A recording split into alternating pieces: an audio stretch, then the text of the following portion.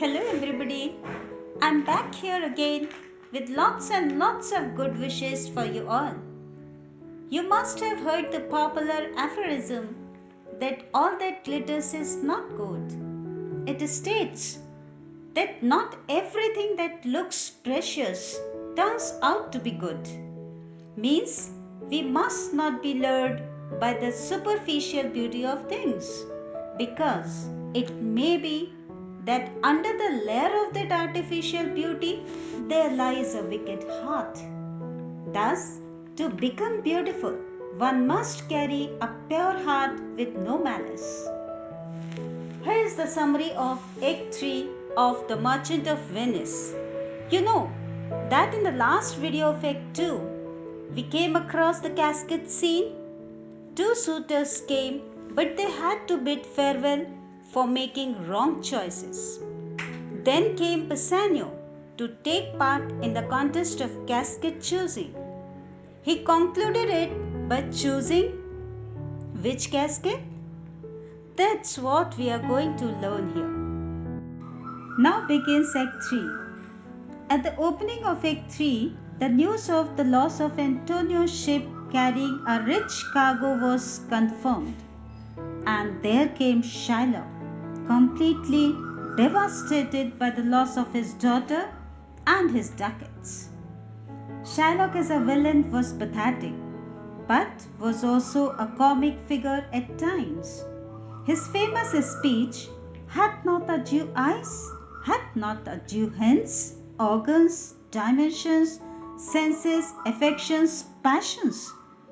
is often said to humanize Shylock for a moment and to win sympathy for him, but it leads up to a justification for revenge. For example, to bait fish withal, if it will feed nothing else, it will feed my revenge.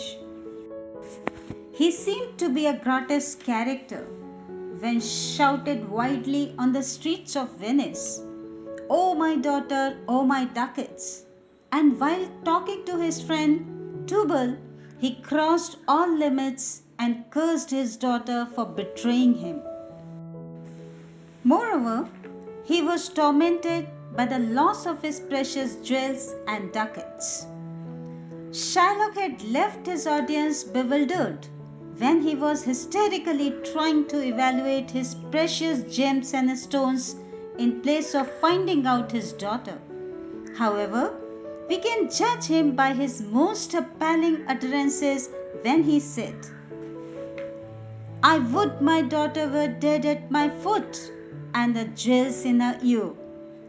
Would she were housed at my foot, and the ducats in her coffin."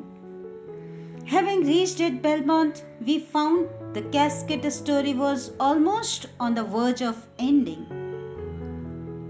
Bassanio, the romantic hero, the hero of the casket story, had already impressed Portia by his affirmative outlook towards life, his handsome appearance and excellent manners combined with his sense of humor and ready wit.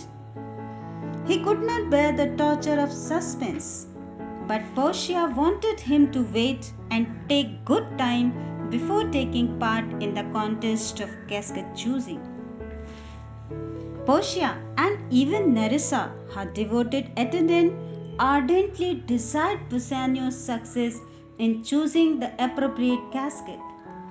Portia was full of anxiety when she said, "I pray you tarry, pause a day or two before you hazard, for in choosing wrong I lose your company, therefore forbear a while." Portia compared Bassanio to the Greek hero and demigod Hercules, and herself to the maiden saved by Hercules, who killed the sea monster in order to protect the maiden. After Bassanio's persuasion for the casket choosing, she asked the musicians to play music while Bassanio was making his choice. Though there was nothing profound in his observations, but they had a point, truth, and range. that distinguished them from most of the remarks of Morocco and Aragon. He rejected the gold casket, saying that the world is still deceived with ornament, meaning thereby that everything that shines brightly is not beautiful, and there are possibilities that something is applied to hide vices so that it could look virtuous. Pondering over the same, he did not choose the gold casket and moved ahead. He came to the silver casket and found it too pale to catch his attention. But suddenly he found the paleness of lead to be specially significant, and at the opening of the casket, he was enraptured to find Portia's dazzlingly beautiful portrait inside, along with a letter congratulating him on his choice and confirming that he had won Portia's hand. Portia's joys knew no bounds, and she consented to accept him as a husband and presented him a ring for which Bassanio vowed never to part with. Gratiano too revealed his desire to marry his lady love Nerissa, and with Portia's approval, Nerissa also consented for the same. But the happiness of these two lovely couples vanished with the entrance of Salario, who brought Antonio's message to Bassanio containing fearful tidings. After reading that letter, Bassanio uttered melancholic words.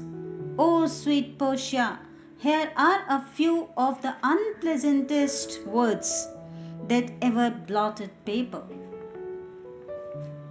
Portia could realize the seriousness of the matter, and to give Bassanio a legal right to her money, she asked him to get married before he set out. Gratiano and Nerissa also got married so that Gratiano could also join Bassanio, and in great haste they both set out for Venice.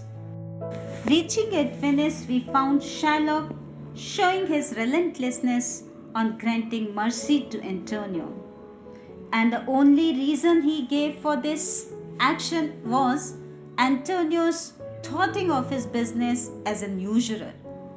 On the other hand, Antonio was continuously asking the jailer to wait till Bassanio came. In the other scene, we found Portia at Belmont, making arrangements for her departure to Venice along with Nerissa. The dramatist had given Portia, once again, a chance to win a huge appreciation for granting permission to her newlywed husband to go and render help to his friend. Rather, she herself was ready to assist him without letting him know, unaware of the fact that this act of hers would bring laurels to her. She artfully contrived a plan and dressed herself and her maid Nerissa in man's apparel, so that they could disguise themselves under the garb of law practitioners, and reached at Venice. Let us take a break here before we start another act. But there is something very important for you in the storehouse. You are supposed to go through the questions and write their answers as usual. Please subscribe the channel if you want to be the part of English Made Easy program. Thank you. Have a cheerful time.